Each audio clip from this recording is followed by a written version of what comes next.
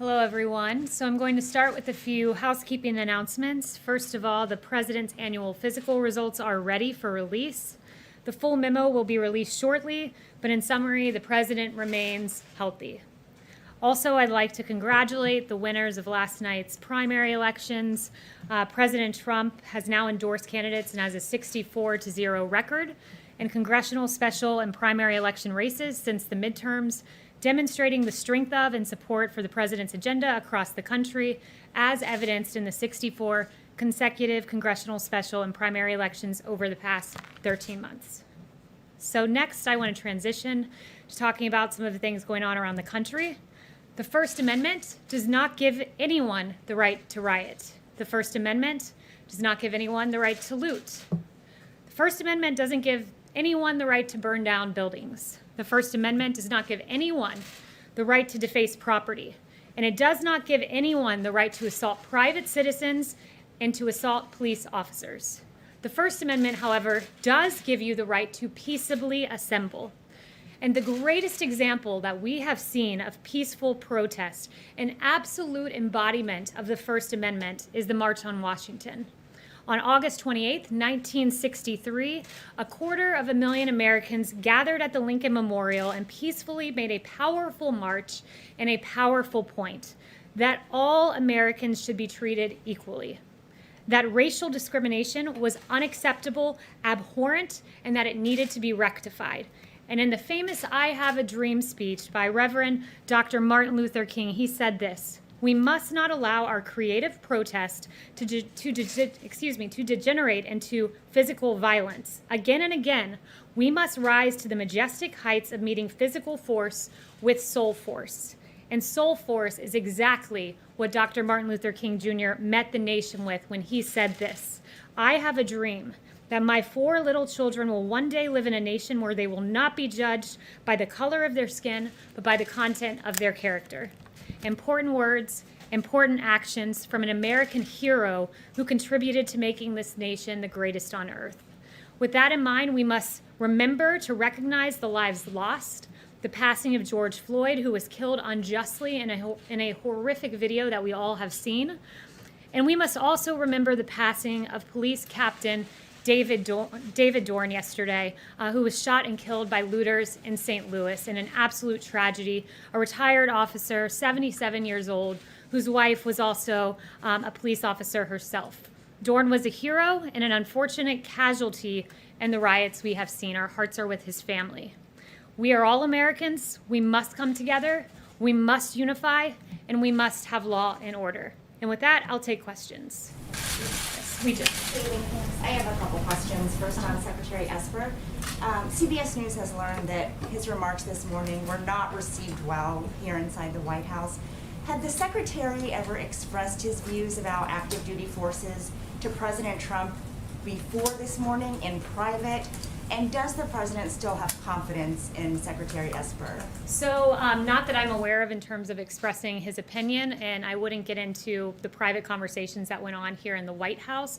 And with regard to whether the President has confidence, I would say if he loses confidence in Secretary Esper, I'm sure you all will be the first to know. But as of right now, he still does? As of right now, Secretary Esper is still Secretary Esper, and should the President lose faith, we will all learn about that in the future.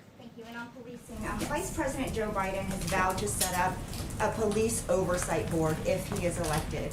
Is President Trump considering anything comparable or any other specific legislative and policy reforms to address racial disparities in policing? So there have been various things discussed here in the White House. I don't want to get ahead of the President and as to what he ultimately determines. The President believes that most police officers in this country are good, hardworking people, and he notes that, but he also notes some of the injustices we've seen and the need to make sure that the appropriate use of force is used and that our officers are trained in that capacity. So he is considering some sort of federal oversight? There's been discussion of various proposals that we could look at, but no announcements on that front just yet. Jim. Kayleigh, you mentioned Dr. King. He likely would not have approved of what took place Monday evening across from the White House, as you probably know. If the White House president and his team had to do it all over again, would you have gassed and pummeled protesters to clear the park so the president could have a photo op? So let me first address, no tear gas was used and no rubber bullets were Chemical used. agents were used. So again, no tear gas was used, no rubber bullets were used. Why Let are me, you making that distinction? let me- Chemical agents were used. let We me talked back to up an and- Episcopal priest who said she was gassed. Others say they were tear gassed in that area. well, no one was tear gas. Let me make that clear. That's been confirmed by DOD and The by chemical Park agents were Services as used. well. So let me go back and address what happened because there's been a lot of misreporting. First, I would note that these protests that were going on, in the morning, AG Barr had determined that we needed to expand the perimeter by 1 block on each side. He was surprised, AG Barr, when he arrived at the White House to see that that perimeter had not been moved. So he said that we needed to get going with moving that perimeter. He told the officers that out there. That was late afternoon. So that decision was made in the morning, first of all. The protesters were told 3 times over loudspeaker that they needed to move. And what happened was it grew increasingly unruly. There were projectiles being thrown at officers. Frozen water bottles were being thrown at officers.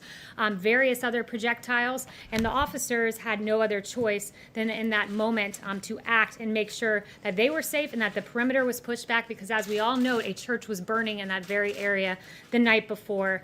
So the appropriate action was taken.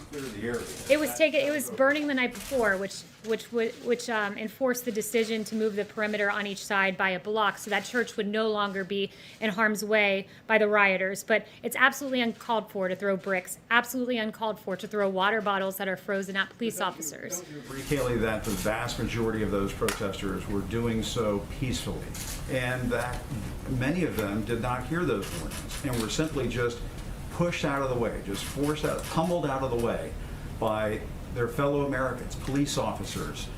You sent in members of the military to deal with this.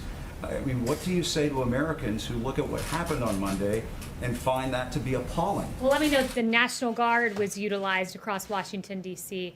The military was not. There is a distinction, and I would say that it is uncalled for to throw bricks at officers, uncalled for to throw frozen water bottles at officers. And they also had received intelligence that there were calls for violence against police officers, and they found caches of glass bottles, baseball bats, and metal poles hidden along the streets. When an officer is at risk, they have the right to defend themselves. They did so peaceably. There were no fatalities, no severe injuries. You do it again. To protect the lives of officers, they have a right to defend and to protect themselves. And the White House- Next question. I think Sarah used to always joke about 2-question Tuesday. I think sometimes I get 4 or 5-question Wednesday. I just want to make sure that people who have a problem with what they saw Monday have a chance to have that addressed. And, I mean, what do you say to Americans who are just outraged by what they saw? And for the president to go and have a photo op in front of a church. What I would say is this: officers have a right to defend themselves. And I've watched a lot of your coverage. I've watched a lot of the nation's coverage, and let's go through some of the things that happen when officers don't defend and protect themselves. In St. Louis, 4 police officers were shot. In Las Vegas, an officer was shot in the head and is on life support. In New York, a cop was beat up by people. In Providence, 4 to 5 police officers and state troopers were injured. And in Ashbury Park, New Jersey, a police officer was injured. Police officers are out on the front lines. They're defending and protecting you as you come into this building each and every day, Jim. We owe them honor, we owe them respect, and when they are under attack, they have the ability to defend themselves. Zeke. First on Secretary Esper's comments, is the president presently considering invoking the Insurrection Act, or is that completely off the table at this point? So it's a very good question. The president has the sole authority to invoke the Insurrection Act. It is definitely a tool within his power. This president has one singular aim, and it is protecting America's streets. We cannot have burning churches. We cannot have police officers who are shot. We cannot have businesses that are looted and destroyed. The Insurrection Act is a tool available. The president has the sole authority, and if needed, he will use it. But at this time, he's relying on surging the streets with National Guard. It's worked to great effect here in D.C. and in Minnesota as well. And Kayleigh, back to that incident on Monday, are you saying that all the officers who were at that protest, clearing that largely peaceful protest, were acting appropriately? There were well-documented incidents of one case of one member of law enforcement bashing a camera of an Australian journalist. This isn't about the journalists. This is about the other peaceful protesters there as well. Did every officer in that protest, was that protest cleared in a way that the White House believes was entirely appropriate. So that should be the model for the rest of the country. I think U.S. Park Services, when having bricks thrown at them and frozen water bottles, had the right to act. They acted with the appropriate level of force to protect themselves and to protect the average citizenry and to protect the peaceful protesters who were among them as well. Kristen. They were protecting the peaceful protesters by firing various chemical agents and walking through them with batons. Well, it wasn't tear gas, I would note, what they used was a way to target those who were being violent. They used the minimal force that they could to ensure that situation was safe, to ensure St. John's Church would not burn a second night in a row, and to ensure that no officers were injured in the manner that I listed off, that several officers have been injured and shot at in the course of these riots. Kristen. Thank you, Kayleigh. I have a question about the decision-making process before going to the church on Monday night. The president said on Fox Radio this morning that he never told anyone to push the protesters out. The defense secretary, he said something similar. So who at the White House did know, or was this a unilateral decision by the Attorney General? The Attorney General decided that morning to expand the perimeter, and that was a decision made long before the church discussion was ever under consideration. When the president gives an order, people act. It's not as if he's walked through each and every detail of how a plan goes about. He says, I want to go to the church. He goes to the church, and everyone executes the plan in the order that the president puts into place. So the president is absolutely right in what he said. So was the plan still for President Trump to walk out there, even if the protesters were still there? You know, I'm not aware of the determinations that Secret Service had as they arranged for the president to walk out there, but I would just note again that the decision to expand the perimeter was a decision made in the morning by Attorney General Barr. Okay, just one question about the coronavirus, because we're still in the middle of the pandemic.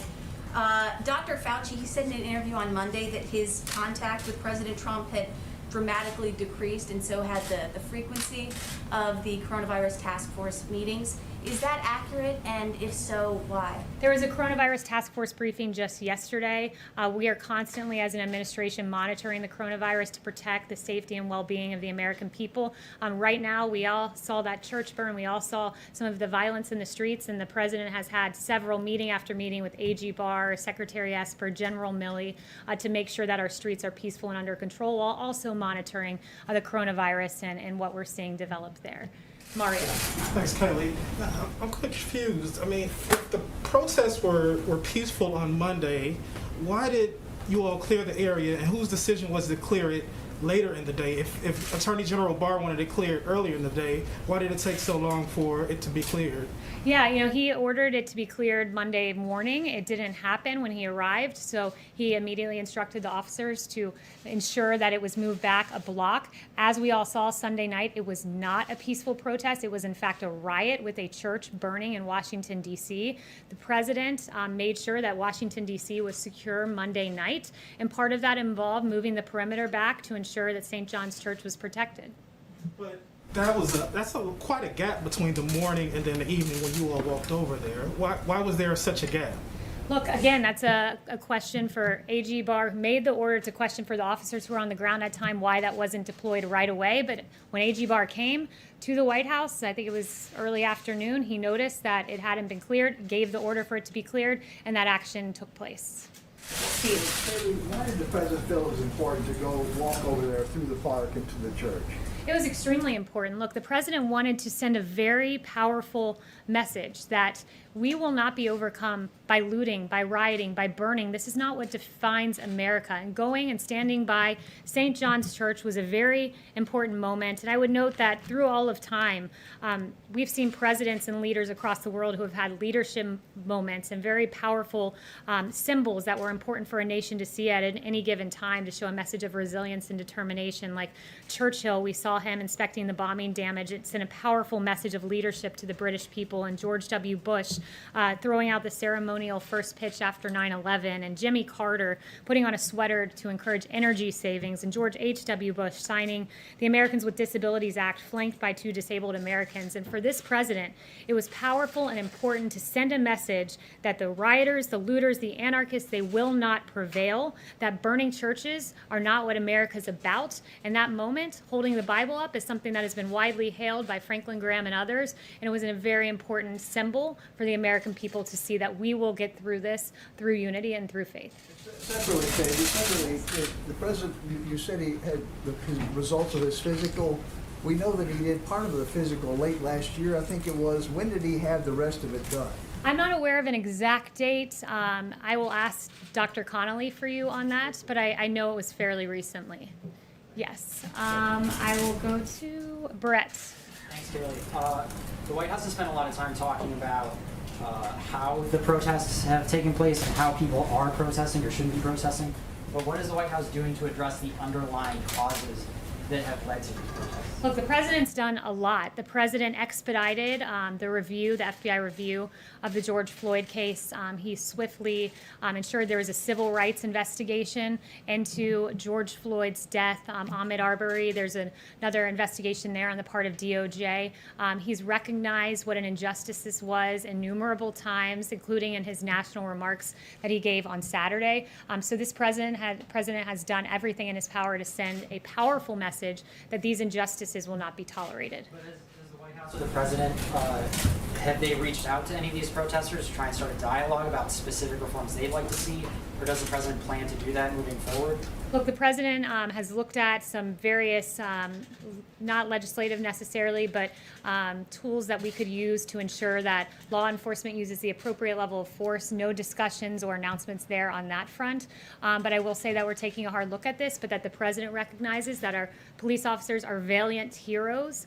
The vast majority are good, hardworking people who love this country and who love the American citizenry that they protect. There hasn't been any Emerald. outreach to the Thanks, protesters. Kayleigh. Former Deputy Attorney General Rod Rosenstein testified today on the Hill that he didn't read the FISA applications, and he didn't even prepare the scope memo that started the Mueller probe. Given that Rosenstein appears to be deeply involved in Crossfire Hurricane and that he actually picked FBI Director Christopher Wray, isn't it time that the Trump administration appoints someone else other than Wray for FBI Director? Look, I have no announcements on that front, but what I will say with regard to the Rosenstein testimony is he said there was no there, and he now agrees with that text by Peter Strzok, who, obviously had no information of Russian collusion, but nevertheless strung us through this investigation. And you have Rosenstein, who, again, it's quite befuddling, said he wouldn't have signed off on the Carter Page FISA warrant that has his name on it. His name's signed on a FISA warrant to spy on the Trump campaign, that he wouldn't have signed off on that. Not only that, he wasn't sure that he read every page of it. It's a pretty grave thing to spy on an American citizen, to violate their Fourth Amendment rights, to not have a basis to do so, and to rely on a Russian dossier full of lies as the justification. So it's really astonishing to hear from him that he's not sure he read every page of that warrant, but I suppose it's encouraging to hear with his 2020 hindsight that he wouldn't have signed off on it, though I'm sure that's of no comfort to Carter Page. Well, the president has expressed his disappointment in Wray in the past. So where does he stand now? Does he have confidence in Wray today? At this moment, the president, as the FBI director, much like the Secretary of Defense is the FBI director, is the Secretary of Defense. If the president decides he no longer has confidence, you guys will be the first to know. And then I have one more on New York, if it's okay. Sure. So yesterday, New York Governor Cuomo made a pretty big statement saying that he might relieve Mayor de Blasio, of his duties. Has there been any talk with Governor Cuomo about sending in the National Guard troops to New York, or is there any plan right now to send National Guard to New York? The president will do whatever is necessary to protect America's streets. He has made that clear, and he has several tools. That is one of them, sending in the National Guard. He does have the ability to federalize the National Guard should he choose to do that. But I would note, and I'm very glad you brought up New York, the very clear-cut cases of D.C. and New York. D.C. was in chaos on Sunday night when you saw the burning of the church, when Mayor Bowser did not set the curfew as she had it at 11 p.m. The president said this is unacceptable. He's always preferred devolving to the states. They have the police power. It's their responsibility to protect the streets. But when the president saw that on Sunday night, he took action immediately. He surged the National Guard, encouraged states to accept their National Guard. He went on and on with several various actions. He gave a very powerful speech saying, if you don't act, I will. He noted that the military would be on hand should it be necessary.